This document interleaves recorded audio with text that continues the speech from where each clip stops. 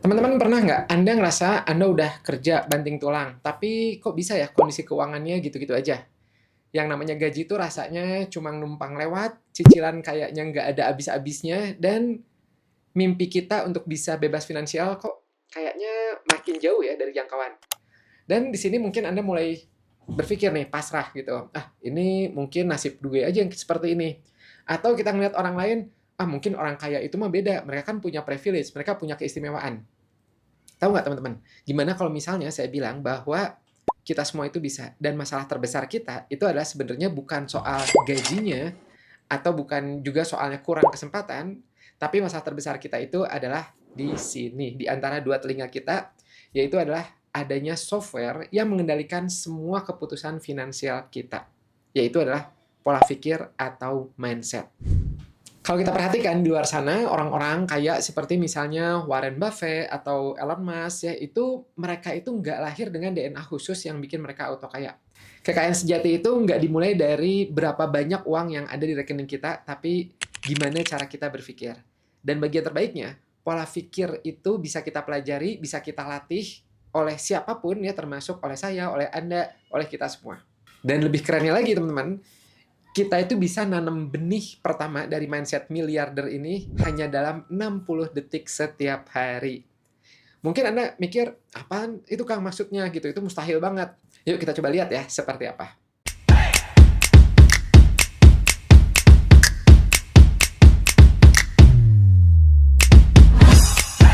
Jebakan paling berbahaya, mindset kelangkaan.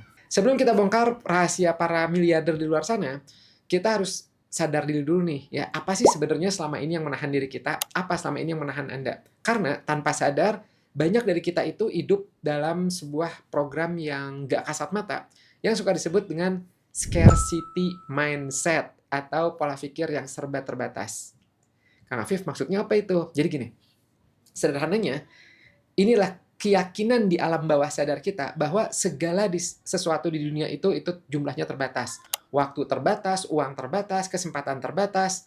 Nah, pola pikir ini mungkin di satu sisi bagus, tapi sebagian besar itu ngasih dampaknya negatif buat kita semua. Kenapa? Karena pola pikir seperti ini itu secara nggak langsung bisa bikin kita takut.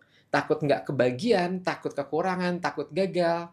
Dan hasilnya apa? Hasilnya kita jadi super kompetitif. Saling sikut, dan ngehabisin semua energi kita cuman buat berebut kue yang kita anggap kecil. Coba kita bayangin gini deh. Ada dua orang. Dia ini dua-duanya sama-sama ngelihat sebatang pohon. Nah, biasanya nih orang dengan scarcity mindset itu langsung berpikirnya gini, oke, ada pohon, oke, kita bikin kayu bakar untuk malam ini. Jadi fokusnya untuk bertahan hidup saat ini saja.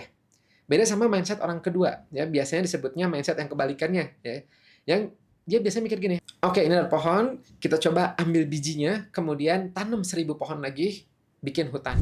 Nah, dua-duanya sama-sama awalnya mendapatkan satu pohon, tapi kelihatan bedanya. Yang satu fokus pada apa yang bisa diambil, dan yang kedua itu fokus pada apa yang bisa di-create, apa yang bisa diciptakan dari modal yang ada ini. Nah, mindset kelangkaan inilah yang biasanya suka bikin kita itu panik ketika harga beras naik, cemas ngelihat temen naik mobil baru, sementara kita gini-gini aja, dan jadinya selalu ngerasa nggak pernah cukup. Di sini, kalau ini terjadi pada Anda, berarti Anda bekerja untuk uang, menukar waktu berharga Anda demi gaji, lalu menghabiskannya untuk hal-hal konsumtif yang bahagianya itu cuma sebentar. Dan itu bisa disebut lingkaran setan, kayak lari di atas treadmill. Capek, tapi nggak kemana-mana, di situ aja terus. Nah, di sini kabar baiknya, kita sebenarnya bisa tuh turun dari treadmill itu. Gimana caranya? Dengan melakukan upgrade total pada sistem operasi pikiran kita. Otak miliarder memasang software kesuksesan. Jadi teman-teman, miliarder itu bukan karena mereka lebih pintar. Mereka biasanya menggunakan software di kepala mereka itu yang berbeda. Software yang namanya itu disebutnya growth mindset atau pola pikir bertumbuh. Nah, growth mindset ini itu adalah keyakinan bahwa yang namanya kecerdasan, kemampuan, kesuksesan itu bisa dikembangkan lewat usaha, lewat belajar, lewat persistensi, kegigihan, itu bisa.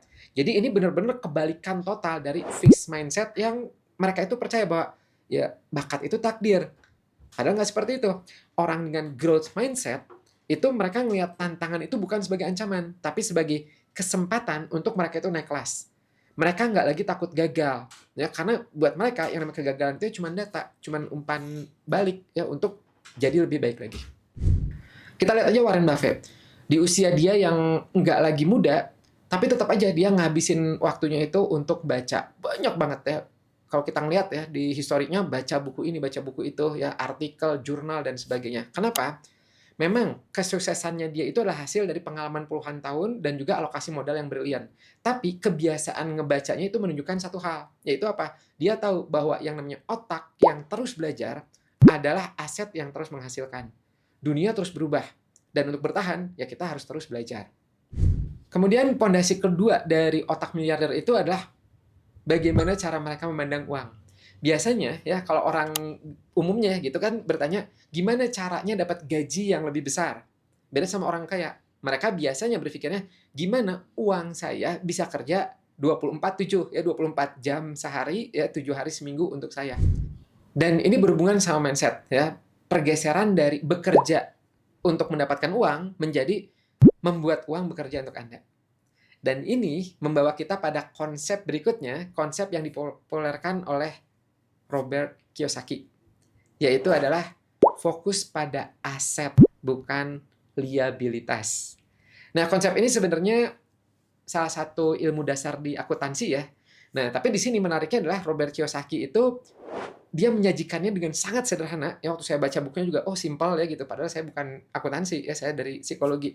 Wah, iya juga ya, menarik juga ya. Gitu. Contohnya misalnya aset ya. Aset itu adalah sesuatu yang memasukkan uang ke dalam kantong Anda. Seperti misalnya properti yang disewakan atau saham yang ngasih dividen gitu. Sementara liabilitas itu adalah sesuatu yang mengeluarkan uang dari kantong Anda. Seperti misalnya Anda beli mainan, Anda beli mobil mewah ya dengan cicilan yang mencekik gitu. Jadi aset itulah memasukkan uang ke kantong Anda, liabilitas adalah yang mengeluarkan uang dari kantong Anda. Nah, kembali lagi ke orang dengan mindset yang kelangkaan, yang scarcity, itu biasanya dia menghabiskan uang itu ya untuk menghabiskan uang ya liabilitas itu ya untuk statusnya dia. Beda dengan orang yang mindsetnya itu keberlimpahan, growth mindset.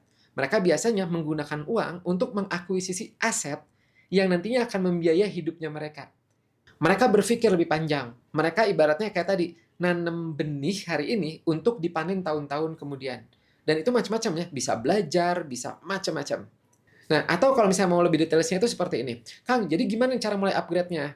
Nah, di sini saya menemukan ada satu step sederhana yang bisa kita lakukan. Yaitu adalah pada satu kebiasaan simple dan cuma butuh 60 detik setiap harinya. Kebiasaan 60 detik yang mengubah segalanya. Jadi, ada satu kebiasaan yang bisa kita curi, bisa Anda curi, ya tanda kutip, dari kebiasaan orang-orang sukses di luar sana, dan bisa mulai Anda terapkan malam ini juga. Dan kebiasaan ini bukan tentang kemampuan analisa saham, baca laporan keuangan, bukan. Ya. Ini jauh lebih basic, jauh lebih mendasar. Kebiasaan itu adalah visualisasi yang disengaja dengan emosi dan rasa syukur. By the way, ini jangan skeptis dulu ya. Ini bukan sihir, bukan magic, bukan sekedar omong kosong motivasi. Dan ini ada penjelasan ya dalam Sense. Jadi dalam otak kita itu punya kemampuan yang luar biasa yang disebutnya adalah neuroplastisitas. Artinya otak kita itu bisa ngebentuk, bisa berubah ya, bisa ngebentuk koneksi baru berdasarkan apa yang kita pikirkan dan kita rasakan secara berulang. Ini hebatnya otak kita. Bahkan ada banyak ya penelitian, studi gitu yang menunjukkan otak kita itu ngerespon pengalaman yang dibayangkan dengan sangat-sangat jelas, seolah-olah itu nyata. Dengan apa? Dengan mengaktifkan jalur-jalur syaraf yang serupa. Jadi ketika Anda melakukan visualisasi, itu Anda pada dasarnya sedang melatih otak Anda, menciptakan memori masa depan. Dan juga pada saat itu ya memprogram ulang alam bawah sadar Anda agar tujuan itu bisa selaras dengan tujuan Anda, dengan goals Anda. Dan itu cukup 60 detik. Prosesnya sederhana tapi luar biasa. Jadi Anda bayangkan ya, Anda lagi sukses, Anda lagi berhasil gitu. Dan nanti bisa dibagi waktu-waktunya. Ya, dan ini Anda bisa lakukan nanti setiap hari sebelum tidur atau pagi hari saat bangun tidur. Nah, kalau kita spesifikkan apa aja yang Anda lakukan, 30 detik pertama itu adalah hidupkan visi Anda. Tutup mata, jangan cuman ngeliat tujuan Anda ya, tapi coba Anda masuk ke dalam adegan itu, masuk ke dalam cita-cita Anda itu, masuk ke dalam gambaran Anda itu. Contoh, misalnya Anda tujuan Anda itu adalah misalnya untuk membelikan rumah untuk orang tua. Nah, jangan cuma ngebayangin rumahnya, tapi coba bayangkan momen ketika Anda itu ngasih kuncinya ke orang tua pada ibu Anda misalnya. Lihat kerutan bahagia di sudut matanya saat ia tersenyum, rasakan genggaman tangannya yang gemeter karena terharu, dengerin suaranya yang tercekat saat bilang, "Terima kasih ya, Nak." Nah, bikin adegan itu senyata mungkin. Detail adalah kuncinya. Semakin detail, semakin bagus. 30 detik kedua, Anda rasakan emosinya secara maksimal. Ini bagian terpentingnya. Jangan jadi penonton, tapi jadilah aktor utamanya. Rasakan deg-degannya, rasa bangganya, rasa leganya, rasa syukur yang meluap-luap. Dan biarin rasanya itu, perasaan itu meledak dalam dirinya Anda, dalam dadanya Anda. Bahkan para ahli syaraf, ya, psikologi juga menyebutkan bahwa emosi itu adalah lem yang merekatkan visualisasi kita ke dalam alam bawah sadar kita. Kemudian kuncinya, ya, kunci semuanya itu adalah syukur. Jadi kunci semuanya dengan syukur. Anda ucapkan dalam hati, "Alhamdulillah, terima kasih ya Allah. Akhirnya aku bisa membahagiakan orang tuaku." Nah, ketika Anda menggabungkan visi dengan emosi dan rasa syukur, itu secara, mungkin Anda nggak sadar ya, tapi itu mengirimkan sinyal terkuat ke dalam sistem syaraf Anda. Cuman itu, 60 detik. Tapi kalau dilakukan konsisten, insya Allah efeknya akan luar biasa. Kenapa ngehayal ini beneran berpengaruh? Sekarang Anda akan mungkin bisa berpikir seperti ini. Oke, Kang, keren sih Kang, gitu. Tapi gimana caranya ngebayangin sesuatu terus tiba-tiba bisa jadi nyata? Itu mah tahayul. Oke, itu good question, pertanyaan bagus. Jadi, visualisasi itu bukanlah sulap yang tiba-tiba memunculkan uang di rekening Anda. Enggak. Visualisasi itu adalah katalisator untuk tindakan nyata yang jelas.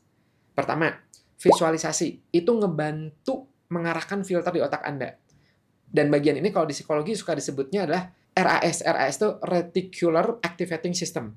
Jadi, anggap aja RAS ini seperti Google internal di dalam otak Anda. Jadi ketika Anda secara intens dan berulang kali fokus pada sesuatu, misalnya Anda punya visi kebebasan finansial, itu seolah-olah Anda tuh ngasih ke filter Anda ini, "Hey, ini penting, cari semua hal yang berhubungan dengan ini." Pernah nggak, ini ada penelitian menarik ya tentang mobil warna merah. Anda memutuskan untuk beli mobil warna merah. Kemudian tiba-tiba aja ketika Anda lagi di luar, di jalan gitu, Anda tiba-tiba jadi sering ngelihat mobil warna merah di mana-mana. Sebenarnya mobilnya itu dari dulu tuh udah banyak warna merah. Cuman baru sekarang otak Anda itu secara aktif nge-tag informasi tersebut. Nah, ketika Anda itu memprogram otak Anda dengan visi kelimpahan, maka mungkin jadinya jadi sadar yang tadinya nggak sadar, ya gitu. Jadinya Anda lebih peka. Anda bisa ngelihat peluang-peluang bisnis yang tadinya nggak kelihatan. Anda bisa ngelihat investasi atau kenalan baru yang sebelumnya terlewatkan. Peluang-peluang itu tiba-tiba, ada ya. Keren kan dengan kita melakukan filter tersebut.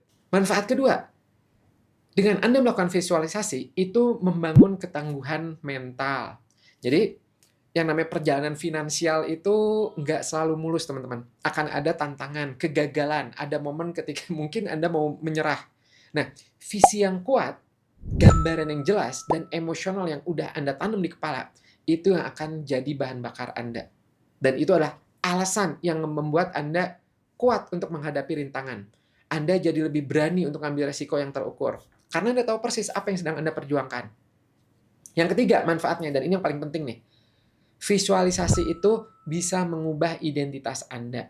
Anda berhenti dari melihat diri sebagai orang yang lagi susah dan mulai berubah menjadi mulai melihat diri sebagai orang yang sedang dalam perjalanan menuju sukses. Nah, pergeseran identitas ini itu secara otomatis akan mengubah keputusan-keputusan kecil sehari-hari Anda. Mulai dari apa yang Anda baca, dengan siapa Anda bergaul, sampai cara Anda membelanjakan uang. Itu keren banget. Mulai dari situ. Oke, sebelum kita lanjut, saya mau coba Anda berhenti sebentar. Anda coba tulis di kolom komentar. Sekarang juga, apa satu impian terbesar Anda yang akan Anda visualisasikan selama 60 detik malam ini? Dan tahu nggak, ketika Anda menuliskannya, itu bisa jadi salah satu langkah pertama Anda untuk membuatnya jadi nyata. Dan nanti akan saya baca komentar dari Anda, dan saya doakan semoga berhasil, sukses cita-citanya Anda. Lebih dari 60 detik membangun ekosistem sukses. Oke, teman-teman, kita lanjutkan. Tadi kita membahas kebiasaan 60 detik. Nah, 60 detik itu adalah ibaratnya percikan apinya. Tapi agar apinya itu jadi besar, Anda perlu membangun ekosistem yang tepat. Anda butuh ibaratnya mah kayu bakar, oksigen ya dan ruang untuk bertumbuh. Nah, apa nih yang Anda lakukan agar visi misinya Anda itu bisa terrealisir? Yang pertama, Anda tanamkan pola pikir jangka panjang. Jadi kalau tadi visualisasi 60 detik itu adalah dosis harian untuk memperkuat visi jangka panjang Anda, nah di sini Anda mikir, oke, jangan berharap hasil instan. Karena apa? Orang sukses biasanya berpikir tuh dalam jangka long term, jangka panjang, hitungan tahun, ya bahkan mungkin dekade gitu, bukan harian. Setiap keputusan finansial kecil hari ini harus menjawab satu pertanyaan. Apakah keputusan finansial saat ini membawa saya lebih dekat ke visi yang saya bayangkan setiap malam atau tidak? Kalau iya, jalankan. Seperti itu, setiap harinya. Yang kedua, Anda sirami dengan fokus pada aset. Ingat ya, aset itu yang mendatangkan uang kepada Anda. Visualisasi yang benar itu akan secara alami menjauhkan Anda dari godaan liabilitas. Kenapa? Karena saat Anda membayangkan kebebasan sejati, Anda tidak membayangkan pusingnya cicilan. Anda membayangkan gimana caranya dapat aliran pendapatan pasif dari berbagai aset. Nah, visualisasi ini melatih otak kita itu untuk menginginkan sumber kekayaan baru semakin besar, semakin banyak.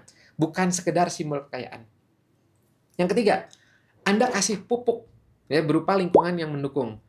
Anda nggak bisa menumbuhkan bunga di tanah yang beracun. Nah, di sini ini berhubungan sama mindset. Anda coba lindungi mindsetnya Anda. Lindungi mindset baru Anda. Batasi waktu dengan orang-orang yang sinis, yang selalu ngeluh.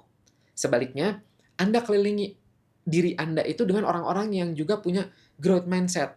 Bahkan kan ada pepatah populer yang bilang gini, pendapatan kita itu seringkali merupakan rata-rata dari 5 orang terdekat kita. Walaupun bukan rumus pasti ya, tapi intinya jelas. Lingkungan Anda itu sangat berpengaruh. Keempat, pagari diri Anda dengan disiplin. Ya, jadi udah tanam, siram, ya kasih pupuk, udah gitu pagerin ya diri Anda dengan disiplin. Karena apa? Yang namanya motivasi itu naik turun. Tapi sistem dan disiplin itu bisa membawa Anda ke tujuan. Nah, kebiasaan 60 detik ini harus jadi ritual yang nggak bisa lagi ditawar. Kayak sikat gigi aja setiap hari Anda lakukan. Disiplin juga Anda harus bisa bilang tidak pada pengeluaran impulsif dan bilang iya pada menabung dan berinvestasi secara konsisten, sekecil apapun itu. Jadi teman-teman, pada akhirnya kebiasaan 60 detik ini bukan sekedar tentang menarik kekayaan secara ajaib. Ini tentang menjadi orang yang mampu menciptakan dan mengelola kekayaan. Ini tentang memprogram ulang arsitektur pikiran Anda sehingga pikiran Anda itu, sehingga tindakan Anda itu di dunia nyata itu secara alami selaras dengan visi kesuksesan yang Anda bangun. Ingat, kebebasan finansial itu bukanlah kebetulan. Itu adalah hasil dari strategi dan tindakan yang tepat.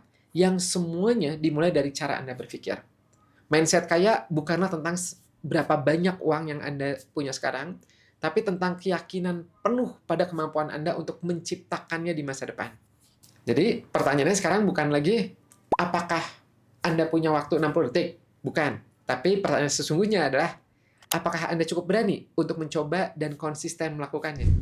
Mulai malam ini, ambil 60 detik waktu Anda, tanam benih visi itu, sirami dengan emosi dan rasa syukur, rawat dengan disiplin dan lingkungan yang positif. Dan saksikan bagaimana hutan kelimpahan mulai tumbuh lebat di dalam diri Anda, jauh sebelum ia terwujud di rekening banknya Anda. Jika video ini bermanfaat, jangan lupa tekan tombol like-nya, bagikan ke teman Anda yang menurut Anda perlu mendengar pesan ini, dan tentu saja subscribe ya channel ini, karena perjalanan kita untuk bertumbuh bersama baru aja dimulai. Semoga sukses dan sampai jumpa di puncak. Oh ya, untuk Anda yang sedang berjualan, baik jasa ataupun produk, dan Anda suka ngerasa, ini harga produknya kemahalan nggak ya untuk calon pembeli? Nah, di sini saya ada panduan menarik tentang psikologi harga. Ini gratis ya teman-teman. Isinya tentang trik-trik sederhana gimana caranya nulis harga yang bikin orang lebih mudah ya untuk klik beli. Panduan ini sekali lagi ini gratis. Anda bisa dapetinnya di psikologibisnis.com/gratis. Atau linknya saya tulis di deskripsi ya. Langsung aja klik dan ambil e-booknya, pelajari sekarang juga. Semoga bisa membantu meningkatkan penjualan Anda. Semoga bermanfaat dan sampai jumpa lagi bersama saya, Kang Afif. Bye-bye.